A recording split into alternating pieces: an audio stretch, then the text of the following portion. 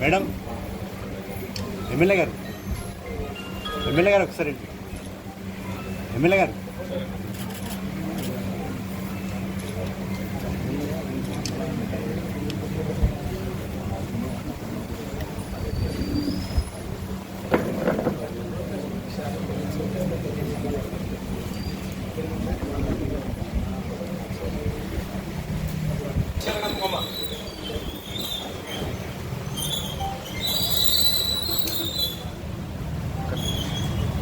మాననీయులు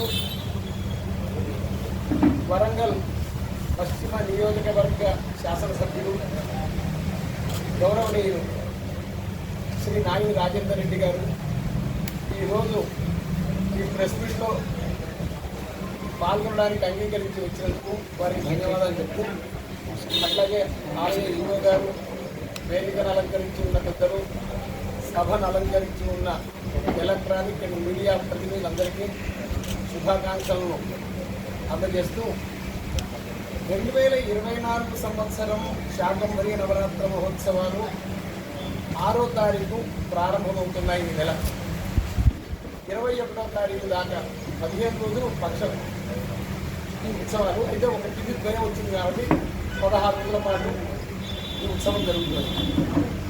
అయితే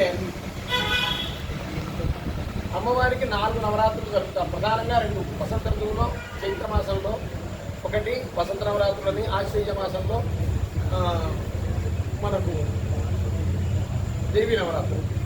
చైత్రేశ్వరే తథాషాఢే మాఘే కార్యో మహోత్సవ చతుర్షు నవరాత్రేషు విశేషాత్ ఫలదాయక దేవీ భాగవతంలో చెప్పబడిన మేరకు నవరాత్ర చతుర్థయాన్ని ఈ దేవాలయంలో భారతదేశం మొత్తంలో ప్రథమంగా ఈ దేవాలయంలో చెప్పబడుతూ ఇప్పుడు ప్రస్తుతం విశ్వవ్యాప్తమై శాకంబరి నవరాత్రులు కూడా ఇక్కడ జరపబడ్డాక తర్వాత కనకదుర్గ గుడి మొత్తం దేశవ్యాప్తమైంది.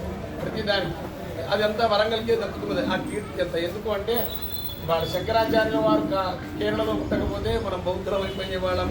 ఇవాళ హైందవ సాంస్కృతిక పునరుజ్జీవన నిర్మాణకర్త విద్యారణ్యులు వరంగల్లో పుట్టకపోతే మనం హిందువులుగా మిగిలేవాళ్ళం కాదు. అట్లాంటి విద్యారణ్యులకు జన్మలిచ్చిన నేల తల్లి వరంగల్ గడ్డ యొక్క గొప్పతనం అట్లాంటిది, అమ్మవారి యొక్క మహిమ అట్లాంటిది. భద్రం సిద్ధాంత విజ్ఞానం భద్రలోకానురూపం మంగళ కలైకి జనేతీతి భద్రకాళి అని నమ్మిన వారికి మంగళములను, భద్రములను, శ్రేయస్ సంపదలను, మోక్షానికి హేతువైన సిద్ధాత్మ జ్ఞానాన్ని మనకు ప్రసాదిస్తుంది. కాబట్టి ఆ తల్లిని భద్రకాళి అన్నారు. ఆమె దగ్గర శాకంబరి ఉత్సవం మనం చేస్తే ఇప్పుడు ప్రపంచమంతా ఇది వ్యాపించింది. శాకంబరి ఉత్సవాన్ని యొక్క సిగ్నిఫికెన్స్ను మన ఎమ్మెల్యే గారు వివరిస్తారు. ఎందుకు అంటే ధర్మశ్రద్ధ కలిగిన వ్యక్తి మొదటి నుంచి కూడా అమ్మవారి భక్తులు. అదే కాకుండా సామాన్యంగా ఏమిటంటే ఏ రాజ్యంలో అయితే ప్రజల యొక్క తనుమాన ధన ప్రాణములకు సేఫ్టీ ఉంటుందో ఆ రాజ్యం అంతా ప్రశాంతత కలిగి ఉంటుంది అని. అట్లాగా 6 నెలల్లోనే ఒక 50 ఏళ్ల కీర్తిని మన ఎమ్మెల్యే గారు సంపాదించుకున్నారు. మహా గొప్ప నాయకుడు. ఎందుకంటే మాకేం తెలుసు, ప్రజలు వచ్చి మా దగ్గర అంటూ ఉంటే, ఎందుకంటే యద్యదాచరతి శ్రేష్ఠ అయ్యా, అందరం ప్రశాంతంగా ఉన్నాం. అదొక చాలా ఆనందకరమైన విషయం అని ఒక మాట అన్నారు. వీరి కీర్తి ఇంకా ఇతోధికంగా ఇమ్మడింపజేయాలి. వీరి వల్ల ఆ దేవాలయాలు, విద్యాలయాలు, సమాజం అంతా కూడా శాంతి సౌభాగ్యాలతో పరిడమిల్లాలని అమ్మవారిని ప్రార్థిస్తూ ఈ యొక్క ఈవో గారు 2 మాటలు చెప్పాక మన ఎమ్మెల్యే గారు మనల్ని అడ్రస్ చేస్తారు.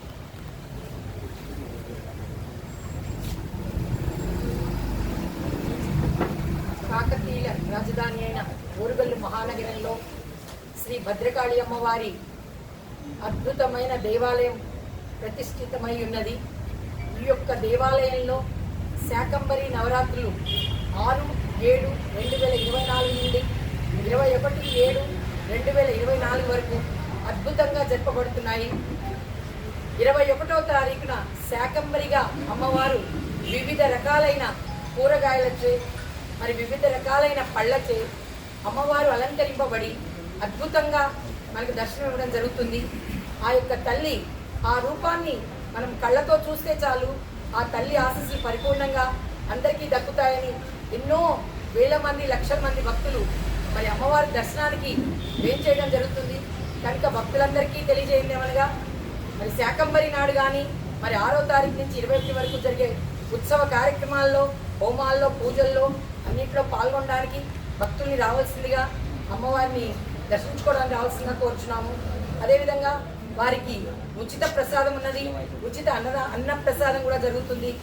ఇక్కడ అన్నప్రసాద సత్రంలో అన్నప్రసాద భోజనం కూడా ఏర్పాటు చేయబడుతుంది. మంచినీటి సౌకర్యం ఉంది.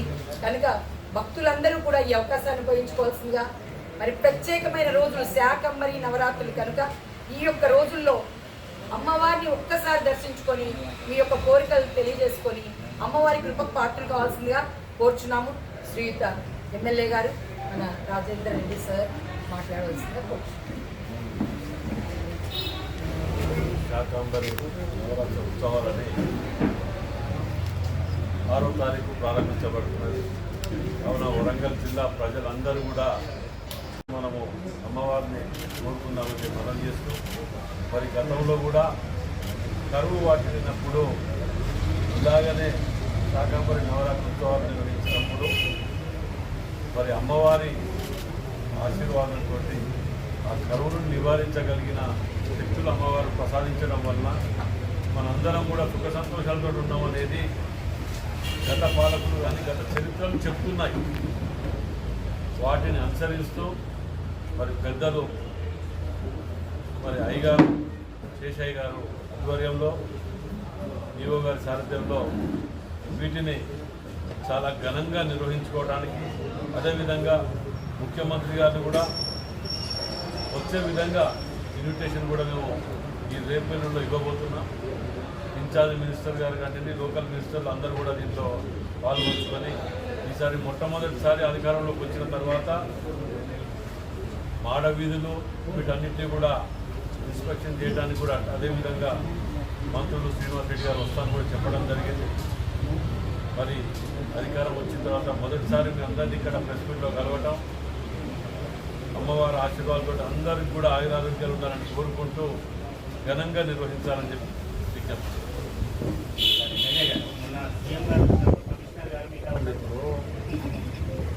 మాడ వీధులు గతంలో అలాట్ చేసి గత ప్రభుత్వంలో శాంక్షన్ చేశారు. కానీ దానిని 1,00,000 కొండు పెట్టి యాదగిరిగుట్టను నిర్మించిన వ్యక్తులకు వారు చెప్పిన దాని ప్రకారం పోవాలి. దాన్ని ఏమంటారంటే వాటిని ఆర్కిటెక్ట్, అక్కడున్న ఆర్కిటెక్ట్ కానీ దాని సలహాదారులు కానీ వారి సలహాలు తీసుకొని ఇక్కడ నిర్మించుకోవడానికి ఇచ్చేయాలని చెప్పడం వల్ల ఇక్కడ అక్కడ కలవక దాన్ని వద్దు అక్కడ అవసరమే లేదు అని చెప్పి దాన్ని క్యాన్సిల్ చేయడం జరిగింది. చేసిన తర్వాత మేము అధికారంలోకి వచ్చిన తర్వాత ఉదయం 9 గంటలకు సెక్రటరియట్లో ఇన్ఛార్జ్ మినిస్టర్ శ్రీనివాస్ రెడ్డి గారు, సీతక్క, కొండ సురేఖ గారు, నేను నలుగురం కలిసి పట్టణ రివ్యూ బాలాజీ నారాయణరావు గారి టెక్నిక్ మోడల్ అయితే ఇట్లాంటి వాటి మీద ఉదయం 9 గంటలకు చరిత్ర మిగిలిపోయే విధంగా సెక్రటరీలో రివ్యూ పెట్టి అప్పటికప్పుడు అధికార యంత్రాన్ని అక్కడనే ఉంటే వాటిని ఆదేశించి తక్షణం దీనికి టెండర్ రికాల్ చేయండి అని చెప్పి అప్పటికప్పుడు దీనికి టెండర్ మళ్ళీ పెట్టించి ఓపెన్ చేసిన జరిగింది. టెండర్ ఓపెన్ చేసిన దానికి అన్నింటికి డేటాతో సహా ఉంటాయి. అవి మార్చితే మారేటివి కావు, మినిట్ బుక్ కానీ అన్నింటిలో ఉంటాయి. దాని ప్రకారం ఇమ్మీడియట్ శాంక్షన్ చేస్తూ ఏ విధంగా ఫస్ట్ ఫేజ్ శాంక్షన్ చేశారు, సెకండ్ ఫేజ్ కూడా శ్రీనివాస్ రెడ్డి గారు ఈ 4-5 రోజులలో ఇక్కడికి రివ్యూ మీటింగ్ వచ్చినప్పుడు ఇక్కడికి విజిట్ చేసి మరి ఇరిగేషన్ వాళ్ళతో కూడా పర్మిషన్, ఎందుకంటే మీద స్లాబ్ వేద్దామని కొంత లేదు, ఫిల్ చేసి ఇది చేద్దామంటే ఇరిగేషన్ పర్మిషన్స్ అవి ఉంటాయి. కాబట్టి ఫస్ట్ ఫేస్ మీద ఇక్కడ చూస్తే అవపడుతుంటుంది వర్క్ ఎంత ఏ స్పీడ్లో నడుస్తున్నది అనేది. ఇదే కానివ్వండి, కాళోజీ నారాయణరావు కానివ్వండి, కేవి కానివ్వండి, ఇవి చాలా హై స్పీడ్లో వర్క్ నడుస్తున్నాయి. సో వీటికి ఏమేమి వనరులు కావాలి అనేది ఫ్రీ హ్యాండ్ ఇవ్వడం జరిగింది. వీటిని ఆపకుండా వనరుల కాడ ఎక్కడ ఇబ్బంది లేకుండా అన్ని క్లియర్ అయినాయి. ఒకటి చిన్న పర్మిషన్స్ ఉన్నాయి, అయినా అది సెకండ్ థర్డ్ ఫేజ్ కదా. ఇప్పుడు ఫస్ట్ ఫేజ్ ఆగకుండా చేసన్నా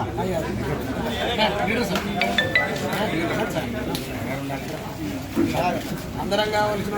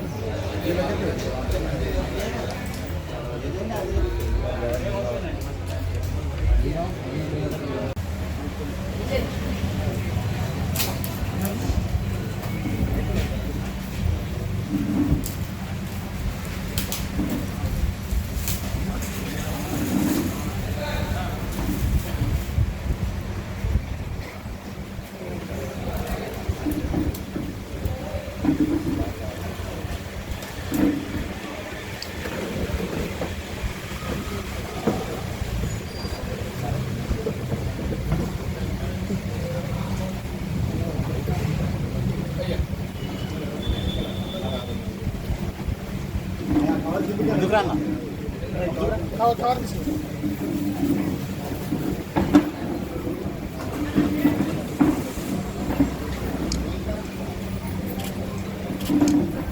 మేడం, ఎమ్మెల్యే గారు ఒకసారి, ఎమ్మెల్యే గారు